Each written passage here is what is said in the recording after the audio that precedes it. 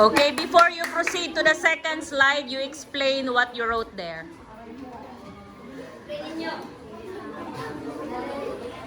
What is social media based on the description that you relay? Social media, magamit siya sa kanang family, kanang naka-important. Like, example, ako, kanang magdala akong cellphone sa iyo lagi. Gusto ka matawag sa imong family, pwede tayo. Like friends, makatext ka sila sa mga important na yan. Tapos, dili ba ka nakag-share ka ng wala ka ng masakit sa awan. Dili ba ka nakag-comment ka ng masakit sa awan. Dili ka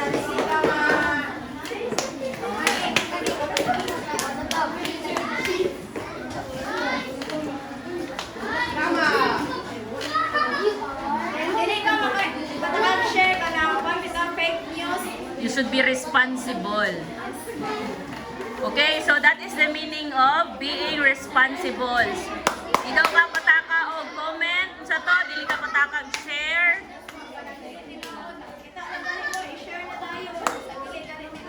Okay, so muna yung meaning sa being responsible.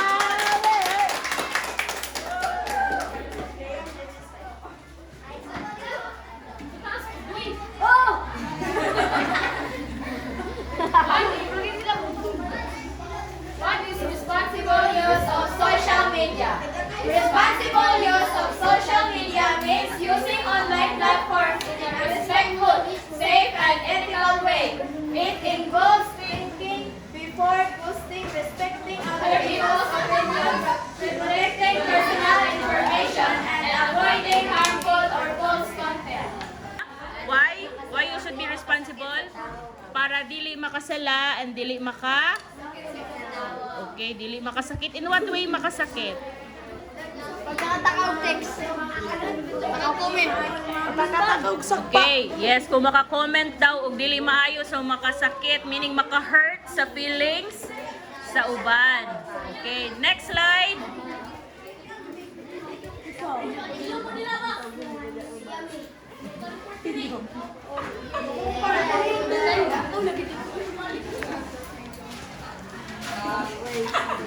Okay, so ways to use social media responsibly. Okay, you listen carefully. So these are the ways now on how to use social media. Number 1, think before you post. Okay, let's have number 1. What is number 1? Think before you Okay, you explain. What is the meaning of that?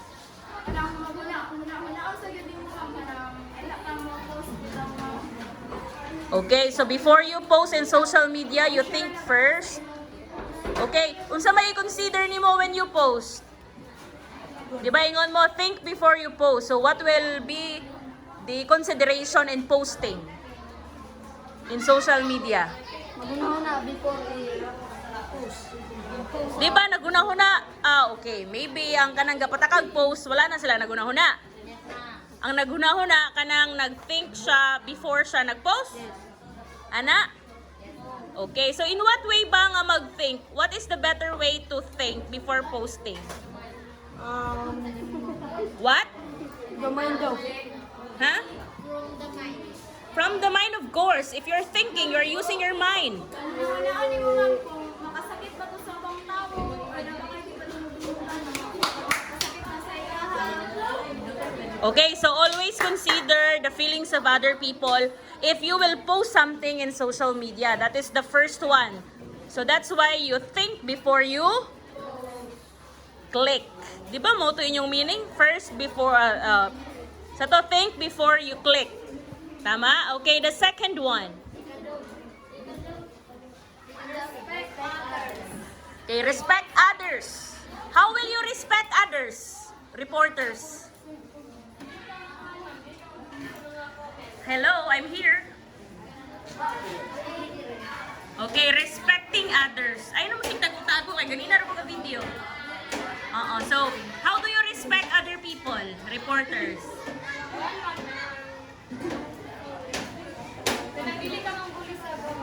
Okay, so one of the example is avoid bullying daw sa comment section. Okay, sige. Let's proceed.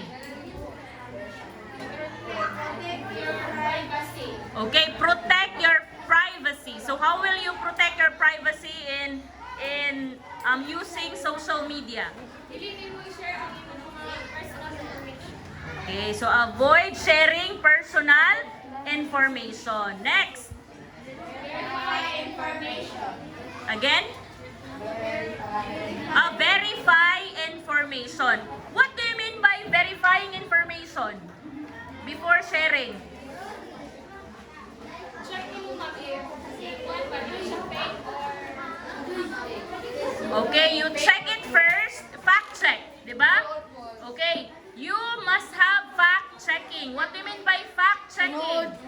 Okay, tinuod. You check it first if it is based on facts. Kung tinuod ba siya, basin gibudol ra mo.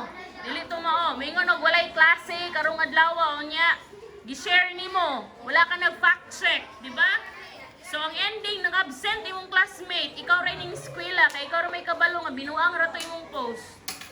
So affected na ay tendency nga makasalain no.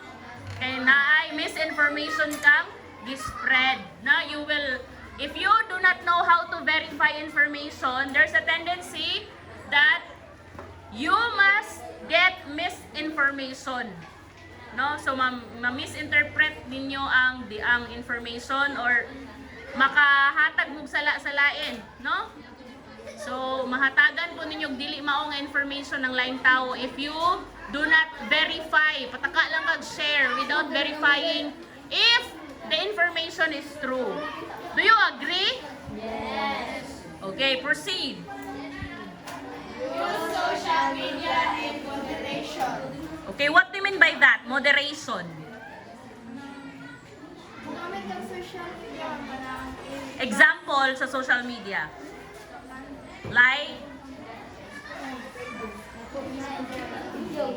Like Messenger, like Facebook, like TikTok, like Instagram. Okay, so how will you moderately use it? What do you mean by moderately use? Permente gamito. No, it's not permente. That is regular.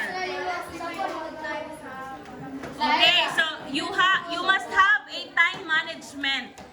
When we say moderately, basig na addict na mo sa paggamit. So kinahanglan, you must have your limitation. So you use it moderately if needed lang. You will only use social media if needed. Dili kay regular na. Pag mata pa lang sa buntag, pangita sa cellphone, 'di ba? Mag-Facebook dayon, mag-internet dayon, so ingon ana ba? So be responsible in using social media in a way that you use it moderately. So moderately pasabot tama lang, tamang kanang kuan lang ba? Kung sa Bisaya pa unsa nang moderately? Kanang sa Sakto lang. o sakto lang, right na ba?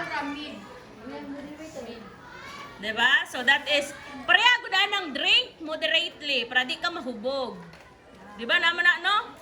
Sa kuan o kana kay social media man na, use it moderately para dili malugwa imong mata.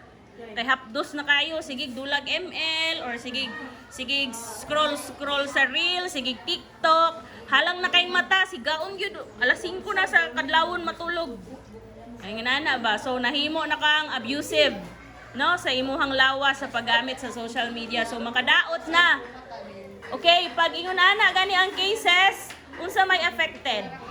Imuhang brain ang imuhang pong health, 'di ba? Okay, proceed.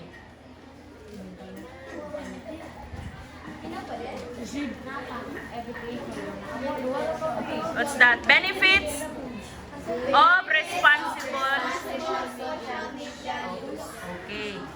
So what will be the benefits if responsible ka? If responsable ka nga user sa social media? Unsay makuha nimo nga benefit? Sige, let's begin with the first one. Promote positive communication. Again?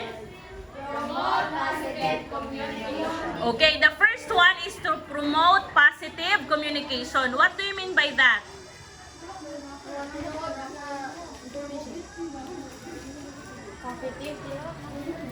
Okay, what do you mean by promote positive communication? Okay, from your classmates, who wants to help? Promote positive communication. What do you mean by that? Promote positive communication. Maayo na information. How? I-share sa mga friends. Oh, it can be. So when you promote, either you spread a positive information. Meaning, the information, you must check if the information is harmless. Yan na ba? True. Yes. Based on facts, harmless. And then, di ba, i-check ninyo siya para makapromote mo positive communication. Dili mo ma-misinterpret sa viewers. Di ba? For example, na mo i-promote mga good deeds or 'di ba mga maayong binuhatan instead na mag-post mo tong mga scandal dito, mga trending na scandal.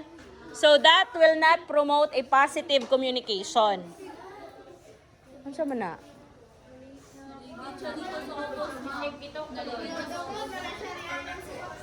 Naligid o gituklon? Oh. Okay, so mag-inform ka. Yes, pwede mga balita nga importante kanang tinuod. For example, katuyang giingon kung nay maglinog, i-post kay para safe ang ma-aware ang tanan and then ma-prevent ang accident. Pwede, 'di ba? Or landslide, 'di ba? Mag-announce mo nga naay landslide, pwede siya. So kato siya makapromote og positive communication tungod kay makatabang mo sa laing tawo. So in that way, makonsider nato siya na nakikommunicate ka positively. Yes. Or kanang naay mga para, for example, naay kanang pahibalo nga walay klase gikan sa munisipyo. So muapil ka og inform sa imuhang mga classmate nga huy walay klase karon kay landslide. So if ever dili ka mo communicate bisag naa kay capacity, naay tendency nga ma-aksidente to imong classmate, so cargo di konsensya panimo. May pag-iignan ako to siya nakita man nun tami ganina, 'di ba? So yan na ba? Ay wala na ko siya gi-inform oy kay di magud mi amiga. So mga negative na to siya, 'di ba? Okay, kung positive pasabot makatabang sa sa community, sa society, sa kapwa. Okay, proceed. Next. Again? Okay, di ba ingon sila kaganina? Unsa to yung ganina gani na kinahanglan dili magpataka og post sa unsa may i-post kanang imuhang private parts, pwede private information, di ba?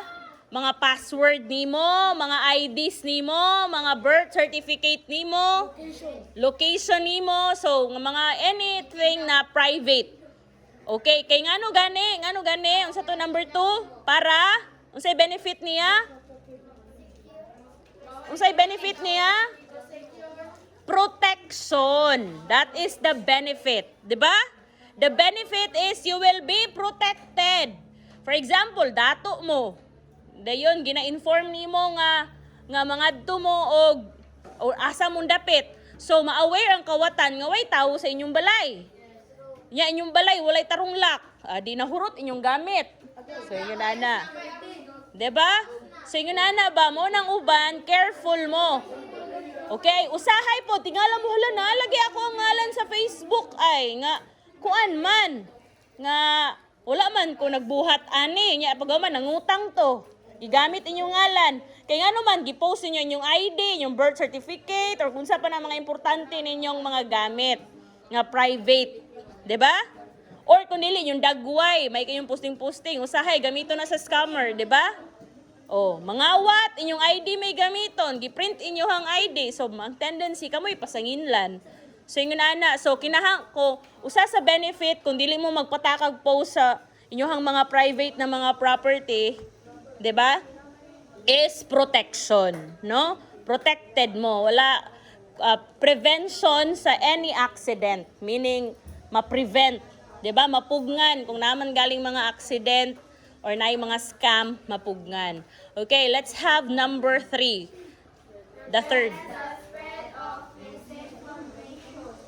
Again? Okay, so ma-prevent daw ang pag-spread sa misinformation. Unsay buti pasabot ana, ma-prevent. Dili pa kalat. Mapugnan. When we say prevent, mapugnan. Mapugnan ang dili mao nga information. So, pag dili ka magpataka og post, ma-prevent daw, meaning mapugnan ang dili mao nga information. Kay sa social media usahay, tuyo-tuyoon yung buhat ang mga disinformation para daghan mo views. Kay naman ay bayad kang meta, 'di ba? So ingon ana ba, maghatag og misinformation kay para lang daghan mo views. Namatay na si BBM. Daghan din kay mo view. Bisig wala babaya, 'di ba? Kay para lang gyud. So ang ending na katong mga uban nga inosente, ma-misinform sila. Hala, namatay na di ay. O, diba? Singin ana. Or imong silingan, imo nang tunglo. Namatay na si Mang Juan. Wala, patay na dahil si Mang Juan. Nagtagbo man mi ganina. O, diba? So inana ba, ma-misinform ka. Malibog na ka. Unsay fact. Okay? Yes. Okay, proceed.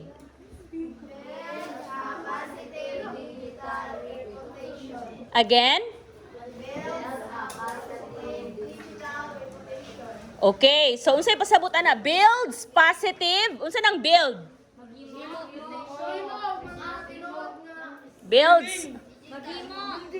Builds positive reputation. Meaning dili gitukod. Kay build man mong gitukod. Kasi pasabutan na, it will build a positive reputation. Meaning, dili mahugaw-hugawan imong pagkatawo. 'Di ba? So, dili madaot ang imong pagkatawo. Dili ka meaning, mahimo kang reliable type of person. 'Di ba? Ang mga nakay integrity, ang mga tawo, mutuo sila sa imuha. Unsay gusto ninyo, pag mo post ka, ayaw tuwa na niya, kay buriton man na siya mag-post. Di man na tinuod ang iyang giingon. 'Di ba? Basta makasugod na gani ka nga maghatag kag misinformation, wala na imutuo nimo. 'Di ba? So ma-break na, dili na ka maka-build og positive reputation sa imong kaugalingon, right? Ayaw mo tuuan na ni Kuan, ni Jessie kay Kuan, patakaran na siya post, burit ra na bisag. What if tinuod na to yang post? Wala na imutuo, 'di ba? So meaning kinahanglan positive at tinuod lang gyud ang imuhang paggamit, 'di ba?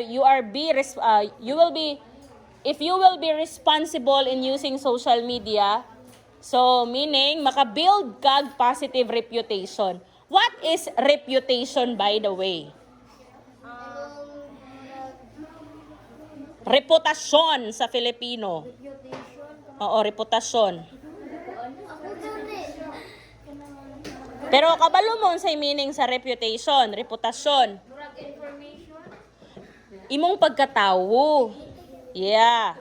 That is your being. Ikaw ba sa imong pagka-ikaw, 'di ba?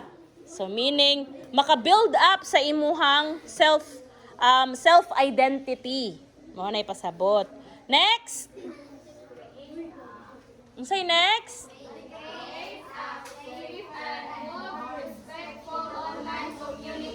Okay. Maka-create siya og respectful og safer nga online community. 'Di ba? Dili na mahadlok inyong parents nga ayaw mo po gamit anang Facebook ha kay tungod ana, dauta na kay kag hunahuna. 'Di ba? So, ang tendency kung ang inyong community kanang maayo, wala mo sigig pamalika sa post. Kay ang ending ana kung unsa imuhang gi-share didto mahulog man na ikaw na pud na. For example, mahilig ka mag-share og scandal. So ang katong viewer or imong friend sa Facebook, makaingon siya, sige din siya glantaw og scandal. 'Di ba? For example, mag-post kag mga verses pang Ginoo. Hala, religious day ni siya, buutan tingali ni siya ba? 'Di ba inana inyong impression? 'Di ba? For example, mag-post kag mga chismis. Hala, chismosa day ni si Kuan. 'Di ba? Yan na inyong hala, sige lagi ni siya pamalika, sige pangyawa dito, sige putang ina dito sa iyang comment. Ay, kusog din na siya mamalikas, pero sa klase, hilumon din ni siya ay. Pero di ay to, ang tinuod di ay. O di ba, tagaan ka judgment sa imuhang classmate. Mahugaw imong reputation as a person. Di ba? Kaya wala na, tungod sa imong gipang spread. Depende kung negative or positive imong gi-spread. Okay? Next. What is the conclusion? In conclusion, social media is a powerful tool that brings many benefits when used responsibly. As responsible digital citizens, we should always think before we click, post, or share. By showing respect, protecting our privacy, and sharing truthful information, we can make social media a safe and positive place for everyone. Okay, so what do you mean by that?